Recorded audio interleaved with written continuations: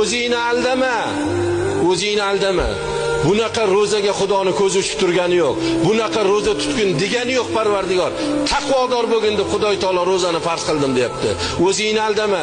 U nafsingga qul bo'lsang, u Allohning aybi emas, u payg'ambarning aybi emas, biroq sen nafsingga qulligingni etib qo'yavergin. Sen Allohga qulchilikdan ko'ra nafsingga qulchilikni olsa afzal ko'rayotganligini o'zing insofdan tan olib qo'ygin. Ozgina ro'za tutgansizlar kuni bilan, mana buni yeb olasizlar, mana buni ichib olasizlarda, darrov keyin nos solib turib tilni tagiga tashlaysizlar. Vaholanki ro'za tutuv deylasizlar. Bu ro'zani haqqa olib bormoqsizlar. Bu ro'zani kimga keragi bor? Qani aytinglarchi? Kimga keragi bor? Oranglarda nechta chilimkashlar o'tiribdi, hozir pachkasini siqib o'tiribdi, g'ijimlab. Tezroq duo qilsaydi, bitta tortib olsam edi deb o'tirganinglar bor. Yosh yigitlar bor oranglarda. Baquvvat-baquvvatiylar bor. Shu kungacha ro'za tutmadinglar. O'ylamanglar, bu shunchaki yopildi, qozon yopiqligicha qoldi demanglar.